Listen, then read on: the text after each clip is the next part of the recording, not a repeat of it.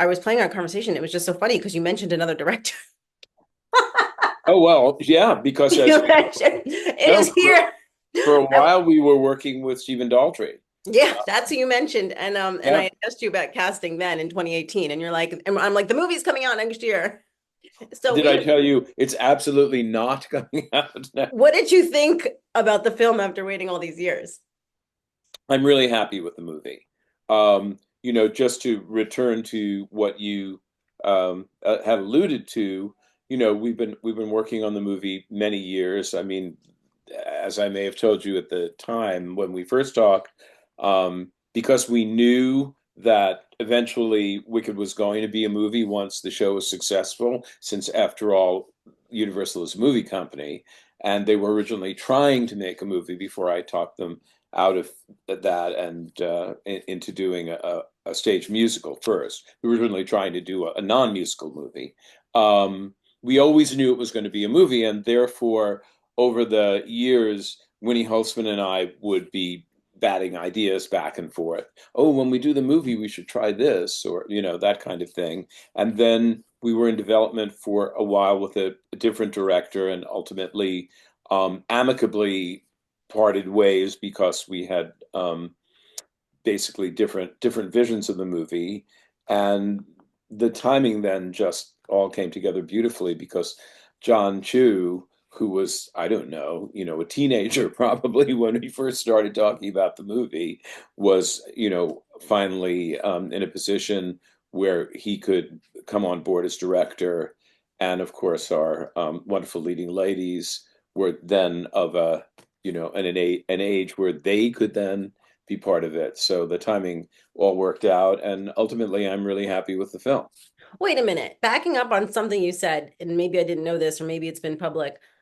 You wanted to do Wicked originally just as a movie with Universal before it was. Not me, not me. When I first heard about the book Wicked from a Yeah. friend who was reading the book, and she just basically told me the title and the idea, and I thought it was just a genius inspiration of Gregory Maguire's to have the idea to make the Wicked Witch of the West the protagonist of a story. And so I was immediately interested in that concept for a musical. Then I discovered that the rights had been sold to Universal, who were in the process of developing it as a non-musical movie. And I was able, after a series of several meetings, as you can imagine, working my way up the Universal food chain, to get to Mark Platt, who was running Universal Pictures at the time, and basically persuaded him not to do it as a movie, at least not right away, but to let me work on it as a stage musical instead. What year was that? 1997. Oh my goodness. And that was before the Prince of Egypt too.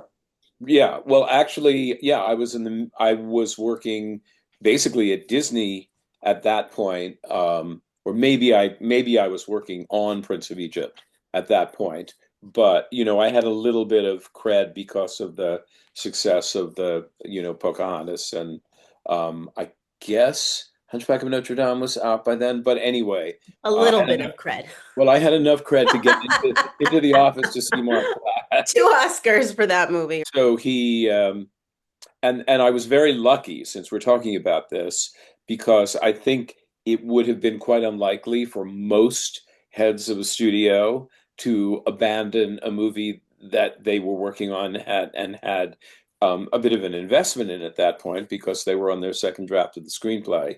Um, but when I walked into the office, Mark Platt sang "Corner of the Sky" to me because it turned out that he was in either Godspell or Pippin when he was in college. And well, obviously, with a son like Ben Platt, you Yeah. can imagine that there's a lot of musicality in that family. So I happened to luck into a receptive audience to my idea. What'd you say? I told him I didn't think it would work as a movie for several reasons. That people knew what Oz looked like and were going to be disappointed when it didn't look like that, that it was going to be difficult to feel the sort of complex inner thoughts of the character because you can just have close-up of a green face, without her being able to voice what her feelings were. I talked about Oz, that everyone knew that Oz was a musical world because of the 1939 movie, etc. And that I felt it was likely to meet the same fate as the other Oz movie sequels had, um, but that I felt it should be a musical. And if it worked as a musical, then someday it could be a musical movie. And here we are, many, many years later, Oh my decades gosh. later. What was your input into casting Ariana and Cynthia? Um, Throughout the whole process, we've all again been lucky with our director, John Chu, because he is extremely collaborative as a movie director. I mean, very often, I think if you sell your show to the movies, they say, "Thank you very much, go away, and maybe we'll invite you to the premiere." But here we were very, very actively involved. And part of that was in being consulted on casting. So, John Chu obviously narrowed down his choices, but sent us some screen tests, which included both Cynthia and Ariana. I mean, obviously, I was familiar with Cynthia from her stage work, and I knew that she had a world-class voice. Um, and obviously, I knew who Ariana was, but I was kind of unprepared for how great and appropriate both of them seemed in their screen tests. Did you have to give him the sign off or you just No, said, no, it wasn't that we that's why it was so generous because it wasn't as if we contractually had the right of approval. He didn't have to ask us at all. yeah, he He didn't have just to, right? He didn't did. just pick And someone, but and he, he was like that through the entire filmmaking process. over the years, you've heard them both sing because Cynthia sang Thank Goodness for the PBS special, the 20th Right. anniversary, and Ariana sang The Wizard and I for the 15th anniversary Right. on NBC. Here's a fun fact about Ariana singing. So, several years ago, the pop singer Mika released a single that was sort of a spin-off of Popular called Popular Song. It was kind of a chart hit in America, and he had a singer with him on that record, and that was Ariana Grande before she was Ariana Grande. I think she was, yeah. I think it was like 10 years ago or something. And no one had ever heard of her before. So that was before Nickelodeon and before Yeah. 13. Yeah, well, no, 13, I think she had done that already, but she wasn't a giant pop star. Megastar. She wasn't a She was huge pop just star. kind of coming into that. And yeah, and Ariana's on that. It's a really fun song. Chu tells the story of when he first got them in the room together for dinner and you Yeah, sat at the piano and you started playing for good. we're good. And they sang it. What do you remember about that moment and that night? Um, well, the whole night was so amazing because they were meeting for the first time, and I was basically meeting them. All of them were meeting, for the first time, and that Cynthia and Ariana had such instant chemistry. They just liked each other, and then when they sang at the piano, their voices blended so amazingly beautifully together. Um, and I think that chemistry shows up in the movie, and it's a key to why I think people find the movie so emotionally satisfying. Um, when you cast a traditional love story, a lot of times people will talk about the chemistry between the guy and the girl, Tracy and Hepburn, and Bogey and Bacall, that kind of screen chemistry. But Wicked is, in its way, is a love story. It's not a romantic love story or sexual love story between these two women, but it's definitely a love story. And so the chemistry, I think, was important, and really helps the movie. And for me as the composer, the fact that their voices blend so well um, was obviously a lucky asset. Did you know you were gonna sit at the piano and play that song, or that they would No, even sing? no, not at all. I think it was either Mark Platt or John Chu who kind of does things like that. He was Just like, out of the blue. He's like, "Hey, let's all go inside and Stephen, why don't you play? And ladies, if you know the words, sing along." It was extremely impromptu, but turned out, and then everybody cried, of course. So it was very emotional and yeah, exhilarating. of all the Elphaba and Glindas that you've worked with over the years, what was so special and unique about working with both of them? First of all, they are world-class talents. Not that obviously Idina and Kristin and some of the others are not, but um, both of them, from my point of view, because my work with them was basically in the recording studio, both of them bring enormous recording skills with them. They can kind of do anything vocally in a recording studio, and they're both extremely game to try things. So, we would experiment, and Cynthia would try various riffs that occurred to her or came out of the performance, and then she and I would kind of edit them down and say, okay, well, this one feels superfluous, but this one really feels organic. Let's go with that. Um, Ariana, I think at first was a little tentative about her soprano, which she absolutely has and always had, but had never basically shown in public before. Um, and so, those sessions were really fun because as they went on and she could hear how well she was doing, she became very, very, it was exciting and fun for her. But they're both, they both can listen quite objectively to their performances and comment on how maybe to tweak them, or what if we tried this, or what if we tried that. So I was impressed by how collaborative, again, to use that word, my experience with them in the studio was. And then, of course, the great advantage of both of them is that because they are real singers and both of them have sung on a Broadway stage, they could do live performances when filming as well. And we were able to intercut the live performances with where we had to use pre-record because someone was flying on a broom or floating in a bubble or doing something that didn't allow them to sing live. Um, I will say, because I know you're reporting on this for a recording magazine or recording Yes. for the recording industry, that one of the key things to achieve was the miking, that the sound of the mic and the way their voices sounded in the recording studio needed to match how they sounded when they were on a sound stage, and that was tricky.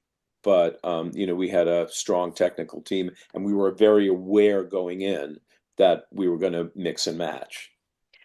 What advice did you give them, or tips or tricks did you give them while they were recording? Just what I always do, which is just to talk about the storytelling. Uh, to remind them, that this is what's happening here. You're trying to convince her to let you make her over. You're trying to find a way to show her how you care for her. Or with Cynthia, this is the moment where you demand your power, etc. It's basically with singers like Ariana and Cynthia, who have such great instruments and such virtuosic control of their instruments. You don't have to say things like, you're flat, or sing lighter here, or what. You don't have to give any kind of technical notes because they just bring that. So it's always about the acting and the storytelling. And what did you think of the final? You've heard the soundtrack. We haven't, obviously, it hasn't come out. I am, I mean, it's, one is hesitant because it sounds like bragging, but Yeah. I am so thrilled with this soundtrack album, for many reasons, not obviously just the performances of Cynthia and Ariana, that's part of it, but the sound of the orchestra, that incredibly gorgeous giant orchestra, Jeff Atmagian's fantastic orchestrations, which he was so great about, doing and redoing and refining. And then it's just the production is so good with Greg Wells. What changes or how does the Broadway cast album, which you won the Grammy for, right? Best musical theater album, Yes. you Yeah. won. How will it differ? And not just not necessarily the album, but like even in the movie, how does your music differ?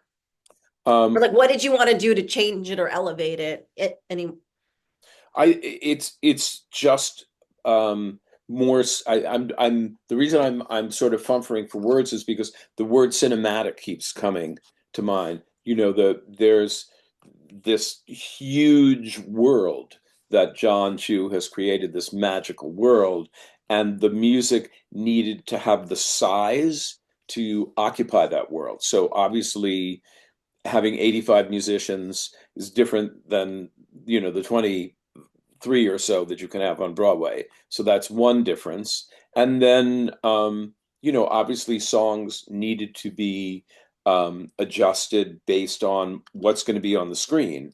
What's the action that we're seeing? In some cases, things were expanded. Some of the score is on this soundtrack album, although Universal made the choice that they basically wanted the soundtrack album to be the songs, and then there would be a separate album, for the score, which, the preponderance of which on that album is by, John Powell. Um, but it's a more cinematic is the only word I can think of. It just is a more cinematic sound and vision. I interviewed you like a year ago for Right, right. Land, and Yeah. I said to you, but I asked you about the Wicked. We already knew two songs were coming, and I said, "What else? What else can you share?" And you said, "Well, we've expanded some songs. One Short Day has been expanded." Yeah. So, what was the decision, and whose idea was that to expand that? Well, in terms of story, again, it always starts with storytelling. We wanted to show more the way, the wizard was using sort of propaganda to create a whole fake image for himself and a whole false history for himself. And then, we had the idea that he would this show that they play in the Emerald City called Wizomania. Wizomania, which is kind of briefly done in the show and is kind of a send up, in the on the Broadway show, is a bit of a send up of kind of, Funny Girl and Julie Stein type, rhythms, etc. And it kind of does a little bit of the myth, but we really wanted to show what the fake story was that he was disseminating. And so we took the we sort of said, well, what if he wrote this musical or hired people to write this musical? And we also wanted to explain about the magic book, the Grimoire, which figures very, very significantly in the story. And so, basically did this expansion of the number, and then, John Chu had, the idea about how to cast that, Right. which Right. provided, something we were looking to accomplish anyway, but it provided it in a just the most delightful possible way. And I mean, I guess it's, when does this come out? Well, I'm not going to reveal the spoilers about Idina Okay, and Kristin. No great, great. worries. Yeah. Okay, great. Eventually, that will be spoiled. Everyone's done a Sure. great job of it so far. Yeah, people have managed to keep quiet about it for 6 months, so that's why I didn't want to be the one to No, blather. I've seen the movie. I was delighted. And what I was upset about was you literally told me in an interview we expanded One Short Day, and I didn't put two and two together. Like that's going to be the moment. And also, people are also think Kristin's in that like that one trailer everyone was writing about, but that's really not her anyway. But No, no, no. But the point is, Lee, that I didn't originally write that for them. It existed as this piece of propaganda that the Wizard was putting on. And then John Chu had this brilliant casting idea. And then I went back and rewrote it so that it could feature them and sort of have some Easter eggs in terms of their performances in the Broadway show. So yeah, so it wasn't originally conceived for them. That was John Chu's brilliant idea. And how long after you wrote it for the movie, you expanded upon the Wizard story, and then he was like, let's cast them both in this role. 6 months, I don't know, a while. It existed for a while. I've seen the movie one time and it goes by quickly. Can you just explain to me what that prop like what the musical is like? What are they saying in it? Because I haven't heard. Again, I've only heard it once, so I In Wizomania, yeah. they're basically perpetuating that the myth that there were ancient magical wise ones in Oz who are the two who wound up being these two cast members, Mhm. who, as they were passing from existence, set down all their magic in a book, but they put it in a secret language, and that book is the Grimoire. And there was a prophecy that when Oz fell into difficult times, someone would come who would be able to read the Grimoire and restore Oz to merriment, that would be able to make Oz great again. And so the wizard came and pretended to be able to read the book. And because he'd come from the sky in a balloon, people believed that he could. But of course he can't. And then it turns out that it's Elphaba who can read they're looking for someone who could actually read this book and actually do some magic to help the wizard stay in power. And it turns out that Elphaba has the talent to be able to do that. Well, and we all know eventually that everyone will find out in the second movie that's because he's her father. Yeah. No, She's from both worlds. yeah. And then, since we're talking about spoilers that you're not going to write, the relationship of first Elphaba to the book, and of course what Nessa does with it, which creates the Tin Man, and then ultimately Glinda and her relationship to the book is very significant in the second movie. But that will be new, and we'll talk about that then. Yeah, we'll talk about it next year. Yeah. Don't spoil it. No, because I haven't seen it, so I don't know what you're Yeah. talking about. No, I know. All I'm saying is we knew that book was very important to the story of the movie, and so we wanted to go into more depth about it. And as I said, we also wanted to show the propaganda that the wizard was creating, and so that's where we used Wizomania to do that. So it's no surprise that you make a cameo. That was John Chu also. John Chu said to Winnie and me, "Oh, you need to, you should be in the movie." And so we wrote ourselves into Wizomania, but I was never going to do that last line. And then we were just going to be sort of people in the crowd. And then John Chu called me and he said, "No, I want you to do The Wizard Will See You Now." So. And you said yes? Of course, are you kidding? Of course I said yes. But a funny thing about it is that, because we were revising everything for the movie, when we first did One Short Day, I had cut that line. Because I thought like, oh, well, we don't need to do that in the movie because we'll just see them and they're right there at the palace and we'll go on. And Ariana said, if you cut that line, I'm quitting the movie. You have to have The Wizard Will See You Now. And then of course it wound up being my line. But yeah. Oh, well, yeah, I think fans would be devastated if that line wasn't in it because it's one of the most famous lines in all of the show. One of the things was so good about this team, and I would say particularly John Chu and Ariana, because Ariana knows the show so well, was that they protected us from ourselves.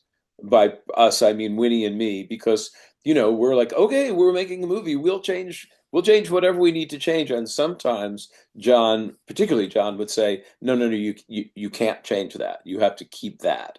Um, I'll give you an example, a musical example. When we were working on Popular, Stephen Aremus, the musical, the conductor and kind of musical, I forget, executive music producer, I think is his title. And Greg Wells, our producer, we thought, oh, well, maybe we'll refresh the rhythmic feel of Popular, and maybe we'll make it, I don't know, a little more contemporary or whatever. And Greg came up with something which was really fun.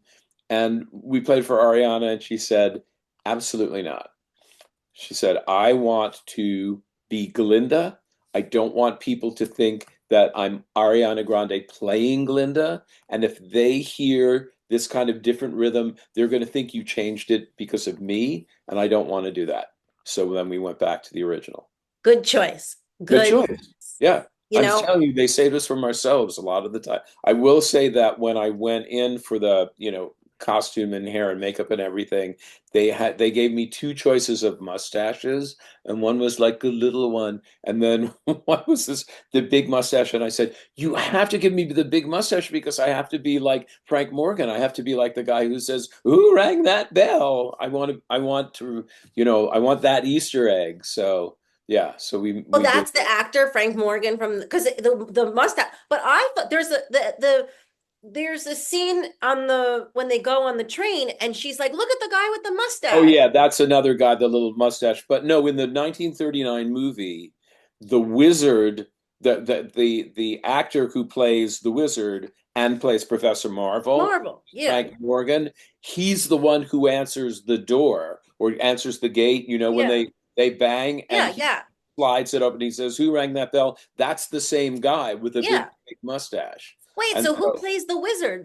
Who Frank plays the Morgan, it's the wizard? same actor who plays Wait, so he plays the guy with the mustache, he plays the wizard, and he's the professor with the potions. yes, the one at the beginning. Yeah. Yeah. Oh, I didn't know he did all three. I thought it He was did just all three of two, but them. he's also oh, okay. Yeah. Were But there in any any other? event, I wanted to recall the who rang that bell guy. Yeah, but so it's not the must. So when Ariana's pointing on the Oh train, no, that's an ad lib of Ariana's because the actor who was playing the train engineer had this funny little mustache, and she just said like, you got to see him. He's got, come see Mustache Man or whatever I she. thought that was an homage to the movie too. Well, maybe she was doing an homage, but we didn't write that. That was yeah. Ariana did a lot of ad-libbing, as film actors will do, that we really liked, and so we kept a lot of the ad-libs that she did as she was filming. Do you think we'll ever, they've both been on Broadway. Do you think we'll ever see them on Broadway again? Um, you might. I don't think right away because I think they're going to be, movie They've got stars. another year of promoting. Well, first of all, they have another year of promoting, and then they're going to need a year just off after they promote this. Um, but I can, both of them have the chops to do Broadway musicals. I mean, obviously Cynthia already won a Tony for that, and Ariana, was in 13 when she was 13. So they both could do it, and I could see the circumstances where, years from now, they're doing Gypsy or whatever, or somebody writes a musical, built for one of them. I could definitely see it because they have the ability to do that if they want to. And obviously no surprise when they sang live on set. No, because they can. Yeah. Anything else you want to mention that I didn't ask? Because this has been like the greatest interview. Thank you. No, I just, everybody, um, at, deservedly so, talks about what great singers Cynthia and Ariana are. But I do want to mention that I think Jonathan Bailey does a pretty fantastic performance of Dancing Through Life. And he reinvented riffs and stuff for that song too. And then obviously Jeff Goldblum can sing, and Ethan Slater who plays Bach. I mean, the point being, like, there are other good singers on the album as well, but I think particularly Johnny Bailey does a pretty fantastic job. He was great. I will say, he was a little intimidated at first because of to be in the same, singing in the same soundtrack as Ariana Grande and Cynthia Erivo. He did admit that he was a little intimidated by that, but then he just knocked it out of the park. So And they got Sharon Clark to do it too, to be in. yeah, yeah. Well, there are all sorts of a lot. There are a lot of wonderful little cameos like that. Individual lines by very good, kind of well-known singers, and then Oh, the background singer, well, or people who've done like the show, and we cast all those individual lines carefully. I mean, I guess Sharon Clark is the better known one. thank you so much. Thank you. It's always great to talk to Thank you. you. I It's great know. to And have